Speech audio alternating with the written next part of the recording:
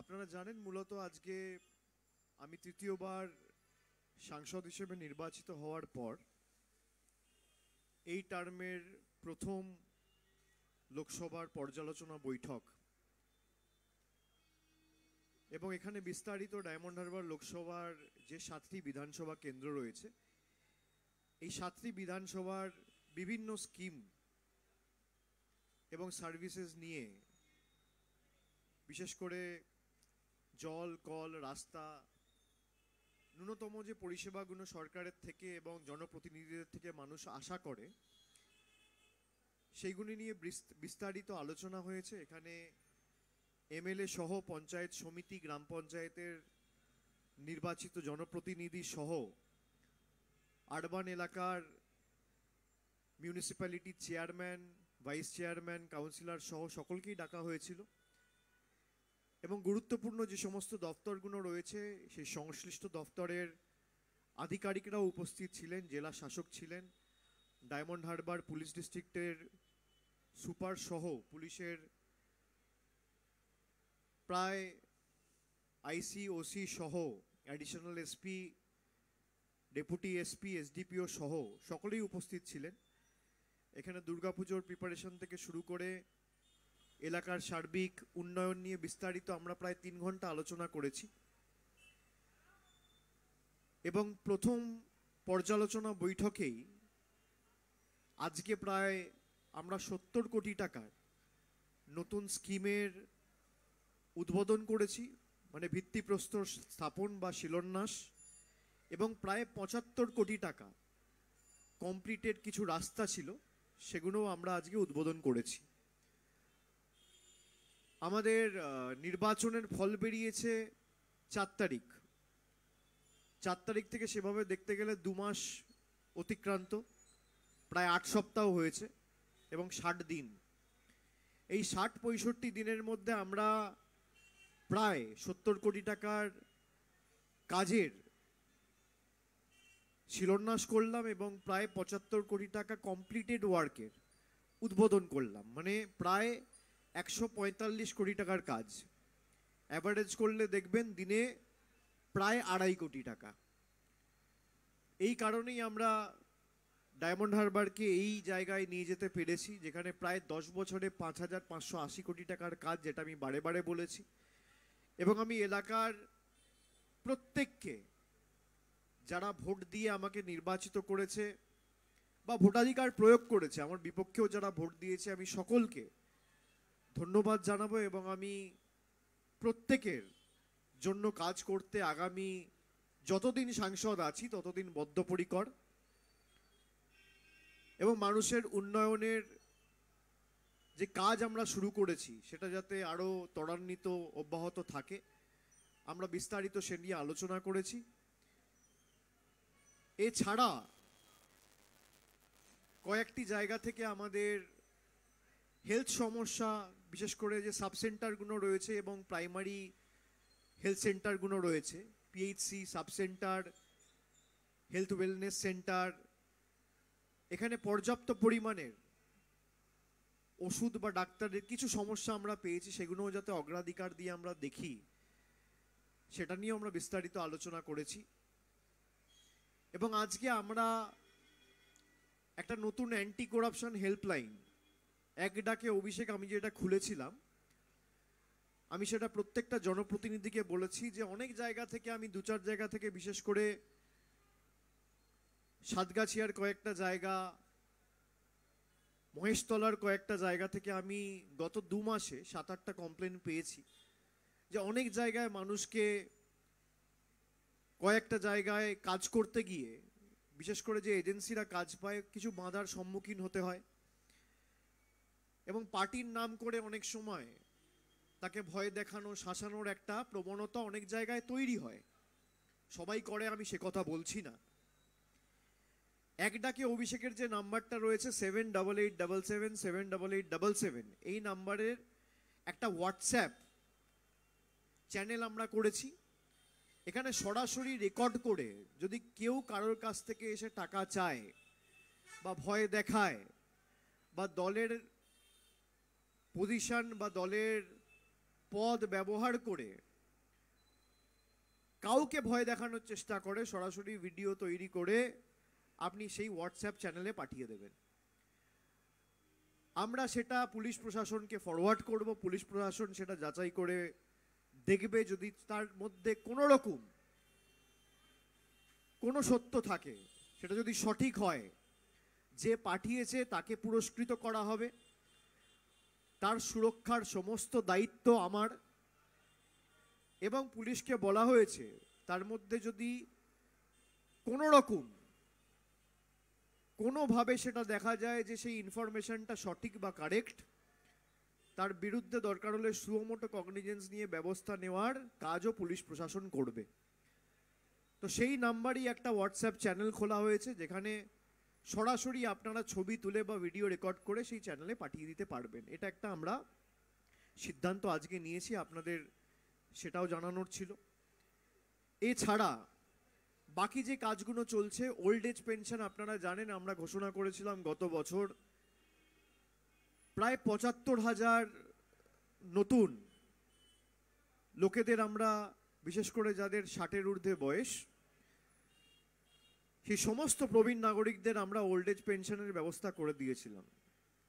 এবং আমরা কোনো রকম কোনো রাজ্য বা কেন্দ্র সরকারের সহযোগিতা ছাড়া একমাত্র লোকসভা কেন্দ্র যেটা করে দেখিয়েছিলাম। পরবর্তীকালে রাজ্য সরকার অনেক লোককে এই ৭৫,০০০-এর মধ্যে ওল্ড এজ পেনশন তালিকায় নথিভুক্ত করেছে, তাদের নাম রেজিস্ট্রেশন করেছে, এবং যারা সরকারিভাবে তাদের নাম নথিভুক্ত করতে পারেনি তাদেরকে এখনো আমরা ওল্ড এজ পেনশন দিচ্ছি।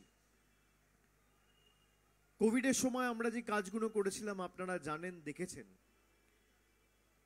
এবং দুর্গাপুজো নিয়ে আমি আগের বছর একটা ঘোষণা করেছিলাম যে আপনারা, আমার মিটিং মিছিল যখনই কোনো কর্মসূচি হয় আপনারা সকলে থাকেন, আপনারা শুনেছেন যে আমি আগের বার বলেছিলাম যে যখন দুর্গাপুজোয় আমরা বস্ত্র মানুষকে উপহার দিই এবং মানুষের জন্য সেই বস্ত্রগুলো আমরা বিভিন্ন জায়গায় বিভিন্ন ব্লকে পাঠাই, অনেক সময় সেগুলো দিতে গিয়ে একটা বিশৃঙ্খল পরিবেশ তৈরি হয়।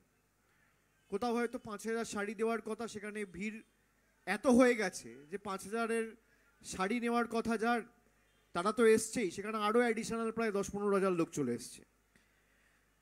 আমরা সে কারণে সিদ্ধান্ত নিয়েছিলাম যে বস্ত্র বিতরণ অনুষ্ঠান আমরা ২০২৪ থেকে আর করব না।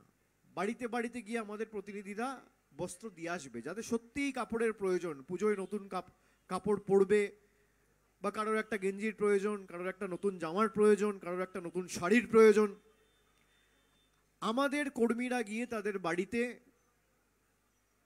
তাদের হাতে দুর্গাপুজোর আগে, পুজোর প্রাক্কালে সেই উপহার তুলে দিয়ে আসবে। সেই সিদ্ধান্তটাও আমরা নিয়েছি।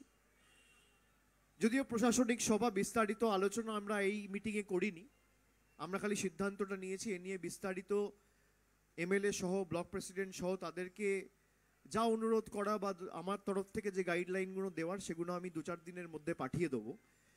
কিন্তু বস্ত্র বিতরণ অনুষ্ঠানের জায়গায় আমরা সিদ্ধান্ত নিয়েছি যে প্রত্যেকটা মানুষের বাড়িতে আমাদের প্রতিনিধিরা গিয়ে নতুন কাপড় দুর্গাপুজোর আগে পৌঁছে দিয়ে আসবে। এই ২-৪-৫টা আমরা মেন সিদ্ধান্ত আজকে নিয়েছি। এবং বাকি যে এক্সিস্টিং প্রজেক্টগুলো নিয়ে, বিশেষ করে জলের যে প্রকল্পগুলো চলছে, দুটো বড় জলের প্রজেক্ট চলছে। একটা ফলতা মথুরাপুর, যেখানে প্রায় 3টে ব্লক কভার হবে এবং প্রায় ৫-৫.৫ লক্ষ মানুষ উপকৃত হবে। সেই কাজটার ডেডলাইন আমরা রেখেছি এবছরের ডিসেম্বর মাস, যেটা আমি নির্বাচনের আগেও কথা দিয়ে এসেছিলাম যে এবছরের শেষের আগে আমরা এই কাজটা সম্পূর্ণ করব।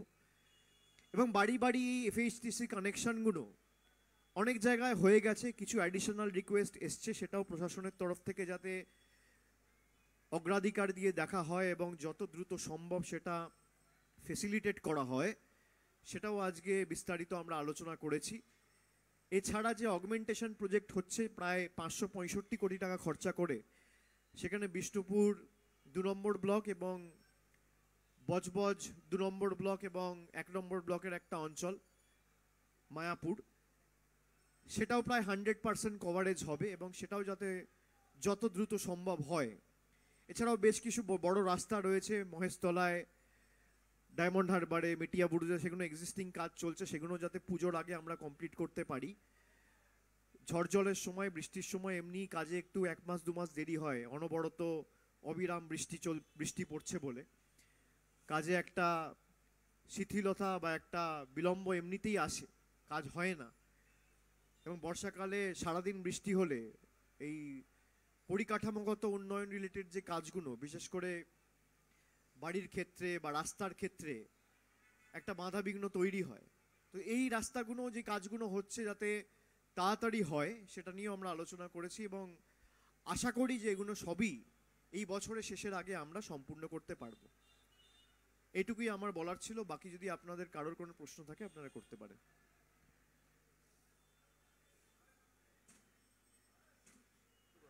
এই যে পুরস্কৃত করা হবে, এই টাকার অ্যামাউন্টটা কি 50,000 বা সেটা আমি বললাম, এটা যেহেতু দলের সিদ্ধান্ত, এটা প্রশাসনিক মিটিং বলে আমরা আলোচনা করিনি। এটা 50,000 হবে না, 25,000 হবে না, 30,000 হবে না, 1 লাখ হবে, আমরা 2-4 দিনের মধ্যে সিদ্ধান্ত নিয়ে আপনাদের জানাবো। কিন্তু পুরস্কৃত করা হবে এবং পুরস্কৃত থেকেও বড় খবর, অনেকে ভয় পায় বলতে যে আমার নাম বা আইডেন্টিটি যদি ডিসক্লোজ হয়ে যায় তাহলে আমার সুরক্ষা নিয়ে সমস্যা হবে। তার সুরক্ষার দায়িত্ব আমাদের, কারোর কোনো অসুবিধা হবে না। প্রশাসন দরকার হলে তাকে সুরক্ষা দেবে, আমরা নিজেরা তাকে সুরক্ষা দেব। কিন্তু অনেকে আছে যে আমি যদি ডিসক্লোজ করি, আমার আইডেন্টিটিটা যদি কোনোভাবে গুপ্ত থাকে, আমরা সেটাও করব। সে যদি চায় যে তার আইডেন্টিটি রিভিল না হোক, তার আইডেন্টিটি জনসমক্ষে আসবে না। কিন্তু সঠিক ইনফরমেশনটা যদি আমাদের কাছে এসে পৌঁছায় এবং সেটা ঠিক প্রমাণ হয় তদন্তের পরে, অনেকে একটা হুট করে রেকর্ড করে পাঠিয়ে দিল, সেটা দেখা গেল ভুল, ঠিক না, এমনি মজা করে পাঠিয়ে দিল কাউকে একটা ফাঁসাতে গিয়ে, সেক্ষেত্রে কিন্তু তার বিরুদ্ধে ব্যবস্থা হবে। আর যদি কেউ সত্যি দেখে যে হ্যাঁ একটা লোক এসে আমাকে ভয় দেখাচ্ছে বা আমার একটা পাড়ায় রাস্তা তৈরি হচ্ছে, সেটাতে এমনিতেই হয়তো বর্ষাকালে 1 মাস 1.5 মাস দেরি হয়, আরও ভয় দেখিয়ে কাজটা 2 মাসের জায়গায় 6 মাস করছে বা কাজটা আটকে দিচ্ছে, তার বিরুদ্ধে সঙ্গে সঙ্গে ব্যবস্থা প্রশাসন নেবে। আমরা এই কারণেই করেছি, এটাই ডায়মন্ড হারবার মডেল। এবং ভিডিও করে আপনি সরাসরি ওই এক ডাকে অভিষেকের যে নাম্বারটা রয়েছে সেটাই পাঠিয়ে দিলে সঙ্গে সঙ্গে আমরা দেখব। বলছি, আরজি করে একটা মর্মান্তিক ঘটনা ঘটেছে, হাসপাতালের ভেতরেই একজন মহিলা চিকিৎসক তিনি ধর্ষিত হয়েছেন, মার্ডার করা হয়েছে, একজন সিভিল ভলেন্টিয়ার অ্যারেস্ট হয়েছে। হাসপাতালের ভেতরে এরকম পরিস্থিতি, সিভিল ভলেন্টিয়ার অ্যারেস্ট হচ্ছেন, কি বলবেন? প্রথমত যে ঘটনাটা ঘটেছে অত্যন্ত নরকীয়, আমি বলবো মর্মান্তিক। এবং মুখ্যমন্ত্রী, রাজ্য সরকারের যে অবস্থান সেটা ইতিমধ্যেই স্পষ্ট করে বলেছেন এবং 24 ঘন্টার মধ্যে যিনি মূল অভিযুক্ত তিনি গ্রেফতার হয়েছে, এটাও আপনারা সকলে দেখেছেন। এখন আমাদের দেশের আইন এমন যে আমরা অনেকে চাইলেও কিছু করতে পারি না, আমাদের আইন হাত বেঁধে রেখেছে। এই সমস্ত ঘটনা যারা ঘটায় তাদের সমাজে থাকার অধিকার নেই। কিন্তু দেশের আইন এমন, আপনি কিছু করতে পারবেন না। ট্রায়াল হবে, দোষী সাব্যস্ত হবে, তারপর আইদার তার ফাঁসি হবে, নইলে যাবজ্জীবন কারাদণ্ড হবে, নইলে অন্য কোনো বিচার ব্যবস্থা তার বিরুদ্ধে যা ব্যবস্থা ঘোষণা করবে তাই হবে। কিন্তু আজকে যারা এই ঘটনাটা ঘটিয়েছে, সে পুলিশ না ইঞ্জিনিয়ার না খেলোয়াড় না রাঁধুনি না আর্কিটেক্ট না শ্রমিক না কৃষক, একটা ধর্ষকের তো কোনো জাত হয় না, সে ধর্ষক। একটা খুনির তো কোনো আইডেন্টিটি হয় না, সে খুনি। সে তো খুন করেছে। যে ধর্ষণ করেছে সে পুলিশ না ডাক্তার না আর্কিটেক্ট না শ্রমিক না কৃষক, এই দেখে তো লাভ নেই। সে আগে ধর্ষক, সে আগে খুনি। এ সমস্ত লোকেদের সমাজে থাকার অধিকার নেই। স্পিডি ট্রায়াল করে যত দ্রুত সম্ভব যাতে তার দৃষ্টান্তমূলক শাস্তি এবং বিচার হয় আমরা সকলে চাই, এবং যত দ্রুত সম্ভব। কিন্তু আমি এই যে একটু আগে বললাম যে আমাদের দেশের আইন এবং বিচার ব্যবস্থা এমন, এবং প্রত্যেকটা ঘটনাকে নিয়ে রাজনীতি করা। আমি দেখছিলাম কালকে খবরটা আসার সাথে সাথে কয়েকটা রাজনৈতিক দল ফ্ল্যাগ নিয়ে বেরিয়ে পড়েছে, বসে পড়েছে। আজকে যদি আমরা সত্যিই চাই যে এরকম ঘটনার পুনরাবৃত্তি না হয় বা না হোক, আমাদের কি করা উচিত? আইনসভায় সংশোধন করে হয় অর্ডিন্যান্স আনুন, অধ্যাদেশ আনুন, এবং 6 মাস পর আপনি অ্যামেন্ডমেন্ট করে বিল আনুন, যাতে 7 দিনের মধ্যে, 10 দিনের মধ্যে এদের ব্যবস্থা হয়, 1 মাসের মধ্যে ব্যবস্থা হয়। যাদের সরকার রয়েছে তারা অর্ডিন্যান্স করে ইডি ডাইরেক্টরের মেয়াদ বাড়াতে পারে, তা অর্ডিন্যান্স করে এই বিল আনতে, অর্ডিন্যান্স করে একজন ধর্ষক বা একজন খুনির যাতে 7 দিনে বিচার হয় এই অধ্যাদেশ আনতে পারে না কেন? চাইলে তো আনা যায়। যারা বিজেপির ফ্ল্যাগ নিয়ে বসেছে তাদের কাজ কি? তাদের উচিত তাদের যে দল ক্ষমতায় রয়েছে, তাদের যে নেতৃত্ব রয়েছে, তাদের সকলকে চিঠি লিখে তাদেরকে বলা যে আপনারা এমন একটা আইন আনুন যাতে 7 দিনে এরকম দোষী ধর্ষক খুনিদের বিচার হয়। তৃণমূলের উচিত কি? তৃণমূলের উচিত সেই বিলকে সমর্থন করা। কংগ্রেসের উচিত কি? সেই বিলকে সমর্থন করা। সিপিএম এর উচিত কি? সেই বিলকে সমর্থন করা। না করে আমরা রাজনীতি করছি। আমাদের সমাজ এমন যে কোনো ঘটনা না ঘটলে আমাদের ঘুম ভাঙে না। নির্ভয়া হয়েছিল 2012 সালে দিল্লিতে, আপনি বলুন তো। তারপরে একের পর এক ঘটনা, সে উত্তরপ্রদেশে ঘটুক, মহারাষ্ট্রে ঘটুক, কর্ণাটকায় ঘটুক, গুজরাটে ঘটুক বা বাংলায় ঘটুক, সমাজের পক্ষে তো লজ্জাজনক, দুর্ভাগ্যজনক, নরকীয়। কেন 5 বছর 6 বছর লাগবে ট্রায়াল হতে? আজকে যেই ঘটনাটা ঘটালো, আপনারা মনে করেন তার সমাজে বেঁচে থাকার অধিকার রয়েছে? একজন মায়ের কোল খালি করলো, একজন বাবা তার কন্যা হারালো। একজন বাবার কাছে তার কন্যার দাম কি একজন বাবাই জানে। একটা মায়ের কাছে তার সন্তানের দাম কি, তার মেয়ের দাম কি, তার ছেলের দাম কি একজন মা জানে। তার যদি ভাই থাকে, সে দিদি হারালো, বা বড় দাদা থাকে, সে বোন হারালো। এর বিচার কি করবে? এর বিচার করবে রাজনৈতিক দলেরও যেমন দায়িত্ব রয়েছে, সংবাদ মাধ্যমেরও দায়িত্ব রয়েছে, জুডিশিয়ারিরও দায়িত্ব রয়েছে, লেজিসলেটরেরও দায়িত্ব রয়েছে, সবার দায়িত্ব রয়েছে। সমষ্টিগতভাবে সবাইকে করতে হবে। সবকিছু নিয়ে রাজনীতি কেন? বিজেপির ফ্ল্যাগ ধরে বসে পড়লো সঙ্গে সঙ্গে, কি না সিবিআই দাবি চাই, সিবিআই ইনকোয়ারি করতে হবে। সিবিআই ইনকোয়ারি করে মেয়েটা ফিরে আসবে যার প্রাণ গেল? আপনি আশ্বস্ত করে বলতে পারবেন যে এর পুনরাবৃত্তি হবে না, যারা বিজেপির ফ্ল্যাগ নিয়ে, সিপিএম এর ফ্ল্যাগ নিয়ে করছে? আমি তো বলছি আমাদের ঘুম ভাঙে না একটা ঘটনা না ঘটলে। এটা যদি উত্তরপ্রদেশ হতো, ডেড বডিটাও পাওয়া যেত না। হাতরাসে কি হয়েছিল মনে আছে? ধর্ষণ করে, খুন করে পুড়িয়ে দেওয়া হয়েছিল, তারপরে বন্ধ হয়েছে। আমাদের দৃষ্টিভঙ্গিতে যদি আমরা পরিবর্তন না আনি, আইনসভায় যদি আইন আমরা তৈরি না করি, কোনোদিন এর পরিবর্তন হবে না। এবং প্রশাসনকে আমি অনুরোধ করব, মুখ্যমন্ত্রী ইতিমধ্যেই বলেছে, পুলিশ 24 ঘন্টার মধ্যে ব্যবস্থা নিয়েছে। বিশেষ করে এই যে হাসপাতালগুলিতে রাত্রি 9টা-10টার পর এই ঘটনাটা ঘটেছে, খুব সম্ভবত রাত্রি 2টো বা 3টে, এই যে অবাধ যাতায়াত মানুষের, এর উপরও নজরদারির প্রয়োজন রয়েছে। কেন একটা হাসপাতালে রাত্রি 9টা-10টার পর যে পারবে ঢুকবে? এরও একটা মেকানিজম থাকা উচিত। আজকে সেখানে সিসিটিভি ক্যামেরা ছিল বলে দোষীকে ধরা গেছে। এন্ট্রি এক্সিটের যে করিডোরগুলো, সেগুলো দেখে যে মূল অভিযুক্ত তাকে ধরা গেছে। এবং আমি মনে করি আইনসভায় এমন কঠোর আইন আনা দরকার যেখানে 7 দিনের মধ্যে এই খুনি এবং ধর্ষকদের একদম এনকাউন্টার করে মারা উচিত। আমি একদম দ্ব্যর্থহীন ভাষায় বলছি, কেন আপনি 5 বছর, 6 বছর, 7 বছর ধরে ট্রায়াল চালাবেন মশাই? একটা লোককে আন্ডার ট্রায়াল, একটা প্রিজনারকে আমি যদি 7 বছর জেলে রাখি, আমার রোজ যদি তাকে থাকাতে আর খাওয়াতে দিনে 200 টাকা খরচা হয়, তাহলে এক মাসে 6,000 টাকা খরচা হয়, এক বছরে 73,000 টাকা খরচা হয়। 5 বছর যদি একটা লোককে আমি জেলে রাখি, সে মহারাষ্ট্র হোক বা উত্তরপ্রদেশ হোক বা বাংলা হোক বা গুজরাট হোক বা কর্ণাটক হোক বা তামিলনাড়ু হোক বা কেরল হোক বা আসাম হোক, প্রতি বছর তার লালন পালন করতে 73,000 টাকার খরচা। 5 বছর সে যদি আন্ডার ট্রায়াল থাকে তাহলে 3.5 লাখ টাকা খরচা। 7 বছর থাকলে 5 লাখ টাকা খরচা। কেন 5 লাখ টাকায় 3টে গরিব মানুষের বাড়ি হবে? কেন তার বিরুদ্ধে ব্যবস্থা হবে না 7 দিনে? কেন্দ্র সরকার পারে না?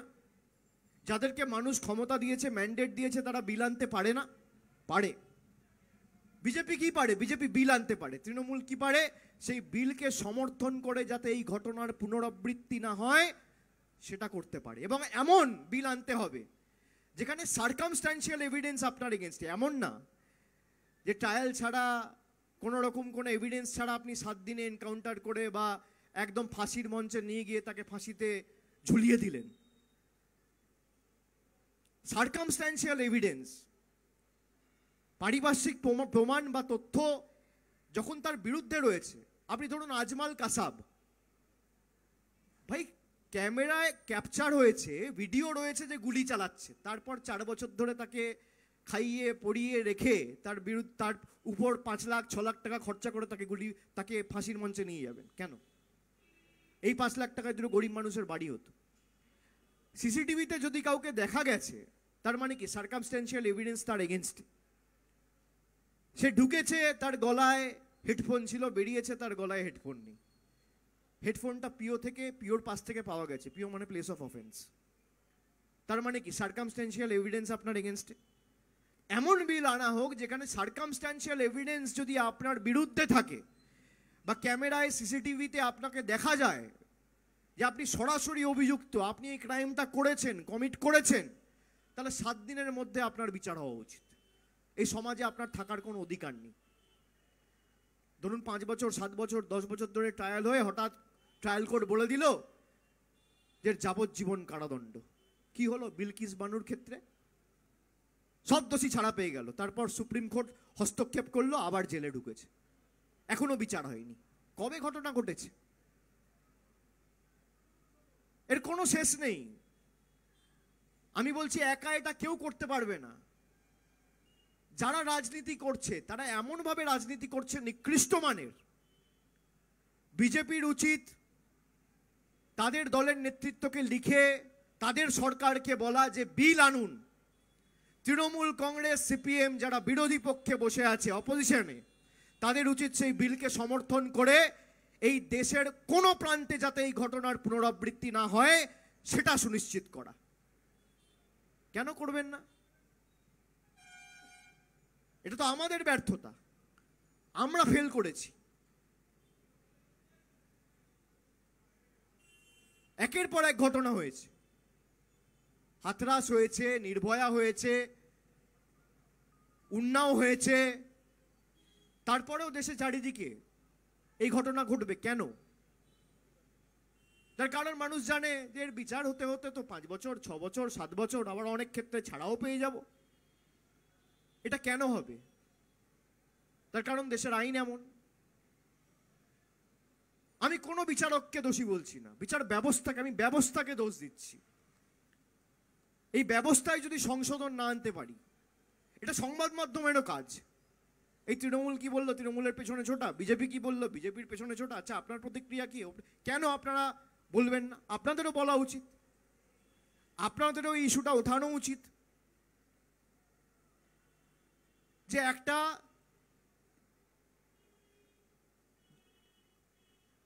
কর্তব্যরত ডাক্তার, সে ডাক্তার হোক বা অন্য কেউ হোক, সে তো একটা মেয়ে, কারোর কন্যা, কারোর বোন, কারোর দিদি, কারোর পরিবারের সদস্য, কারোর বন্ধু। তার বিরুদ্ধে কেন হবে এটা? তার কারণ আমাদের আইন এমন। আপনি অর্ডিন্যান্স এনে দিল্লি সরকারের ক্ষমতা কুক্ষিগত করার জন্য পুরো ক্ষমতা যাতে কেন্দ্রীয় সরকারের হাতে চলে আসে, আনতে পারেন।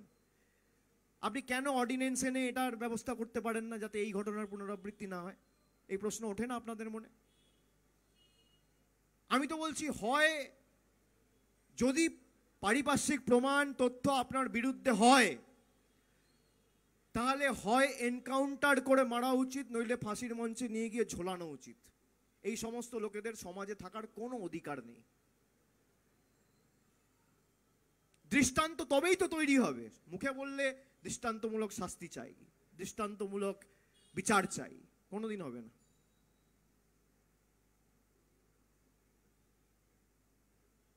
প্রত্যেকটা ঘটনার কোনো না কোনো ভাবে রং লাগানো, এটা দুর্ভাগ্যজনক। আমি আমার ব্যক্তিগত মত আপনাদের বললাম, আপনারা আমার সাথে সহমত পোষণ করতেই পারেন, না করতে পারেন।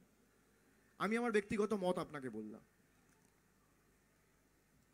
তবে আমি একদিক দিয়ে ধন্যবাদ জানাই পুলিশকে যে 24 ঘন্টার মধ্যে অভিযুক্তকে অ্যারেস্ট করেছে, এবং আরেকদিকে আমি পুলিশ প্রশাসন সহ যারা দায়িত্বে রয়েছেন, বিশেষ করে এই ডাক্তার, জুনিয়র ডাক্তারদের সুরক্ষার দায়িত্বে যারা রয়েছেন, তাদেরকে বলবো আরও আমাদের সংযত এবং অ্যালার্ট থাকতে হবে।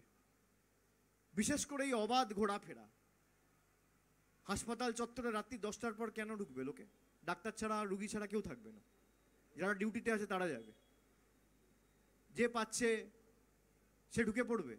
কেনই বা একজন সিভিক ভলেন্টিয়ার ঢুকবে? তার কি অধিকার রয়েছে রাত্রি 10টার সময়, রাত্রি 3টের সময় একটা হাসপাতালে ঢোকার? আরো আমাদের কঠোর হতে হবে।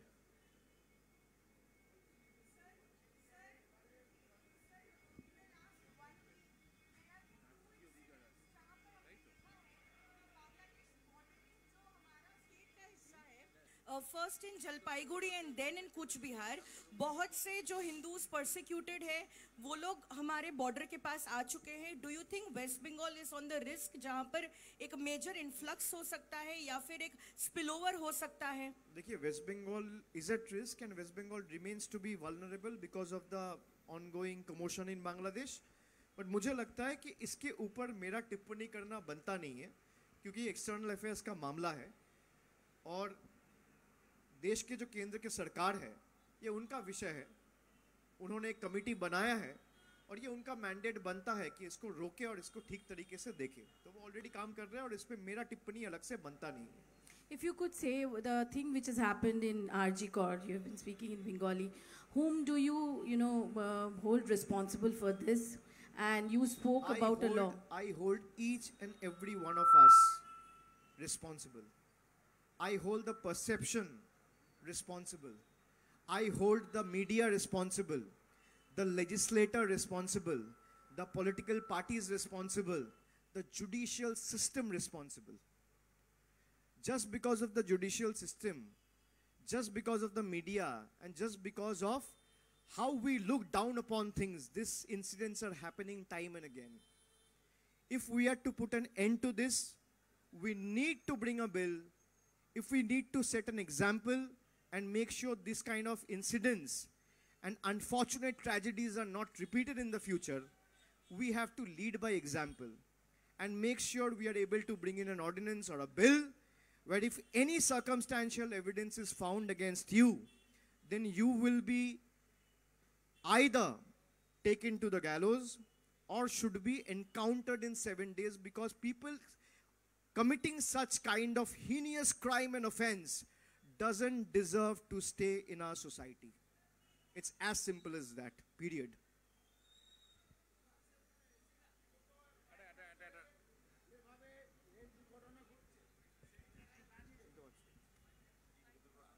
বলছি, বিগত কয়েক মাস ধরে ভারতে যেভাবে রেল দুর্ঘটনা ঘটে চলেছে, সেই জায়গায় বিরোধী হয়ে আপনি কেন্দ্র সরকারের কাছে কিভাবে রেল দুর্ঘটনাটাকে আটকাতে চাইবেন বা কি প্রক্রিয়া আপনার জানার জন্য? না, এটা কেন্দ্র সরকার, দেখুন গাফিলতি তো রয়েছেই, কিন্তু কোনো রকম ঘটনা ঘটলে সেটা আমি ভবিষ্যতে কিভাবে আটকাবো বা তার পুনরাবৃত্তি যাতে না ঘটে সেটা দেখব, এই নিয়েও একটা হেলদোল থাকা উচিত। আমি সেটা বাজেট, আমার ভাষণে আমি যখন বাজেটের উপর বলেছি অধিবেশন চলাকালীন, তখন আমি বিস্তারিত বলেছি। এবং দুর্ভাগ্যজনক যে অ্যান্টি কলিশন ডিভাইসের উপর কোনো বাজেটে বরাদ্দ এবার নেই। তো এই যে একের পর এক দুর্ঘটনা ঘটছে, এই নিয়ে কোনো হেলদোল কেন্দ্র সরকারের নেই, এটা দুর্ভাগ্যজনক। এবং বুলেট ট্রেনের উপর এই কোটি কোটি টাকা, হাজার হাজার কোটি টাকা না খরচা করে, মানে 1 কিলোমিটার বুলেট ট্রেনের জন্য আপনার খরচা 200 কোটি টাকা। আর অ্যান্টি কলিশন ডিভাইস করতে গেলে 1 কিলোমিটার ট্র্যাকের উপর আপনার খরচা খুব সম্ভবত 10 বা 15 কোটি টাকা। তো সেটাকে অগ্রাধিকার না দিয়ে বুলেট ট্রেনকে অগ্রাধিকার দেখছে। মানে মানুষের জীবনের এদের কাছে কোনো মূল্য নেই, কোনো মূল্য নেই। 2 দিন 4 দিন অন্তর অন্তর হচ্ছে। এবং অ্যান্টি কলিশন ডিভাইস যদি থাকে তাহলে তো এই ঘটনা ঘটবে না। তো এই নিয়ে আমার যা বিস্তারিত বলার আমি বলেছি, আমি এটুকু বলতে পারি এটা অত্যন্ত দুর্ভাগ্যজনক।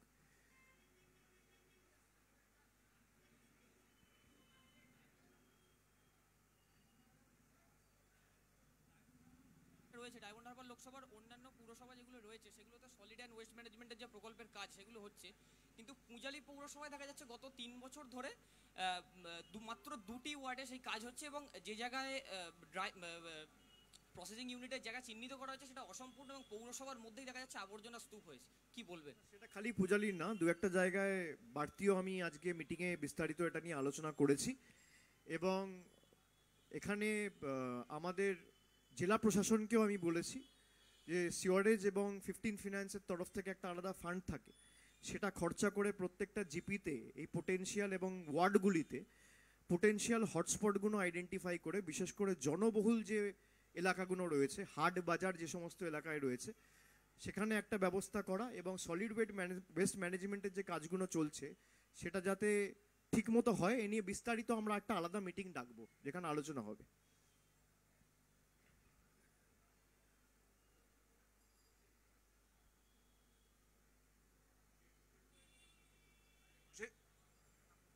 হ্যালো হ্যালো 21শে জুলাই মঞ্চে বলেছিলেন 2 মাস সময়সীমা দিয়ে, এবং তারপর আপনারা শোনা যাচ্ছে একটা ময়নাতদন্ত করছেন দলে। কি নিয়ে? আচ্ছা, দলে পারফরমেন্স নিয়ে। এর আউটপুট কি, এবং এরপর কি? আমি 21শে জুলাই বলেছি আপনারা দেখতে পাবেন, হ্যাঁ। তো আপনি অপেক্ষা করুন, দেখতে পাবেন। হ্যাঁ, 3 মাস বলেছি, 3 মাসের জায়গায় তো 4 মাস হতে পারে, যেহেতু পুজো আছে, 1 মাস কিছু হয় না। সারা অক্টোবর মাস তো আপনি কিছু করতে পারবেন না। দুর্গা পুজো আছে, কালী পুজো আছে, লক্ষ্মী পুজো আছে, জগদ্ধাত্রী পুজো আছে, ওদিকে ভাইফোঁটা আছে, ছট পুজো আছে, একাধিক পুজো রয়েছে, অপেক্ষা করুন। এর ভিত্তিতে সাংগঠনিক রদবদল কি হবে? নিশ্চিতভাবে। আর কারোর কোনো প্রশ্ন? ঠিক, থ্যাংক ইউ।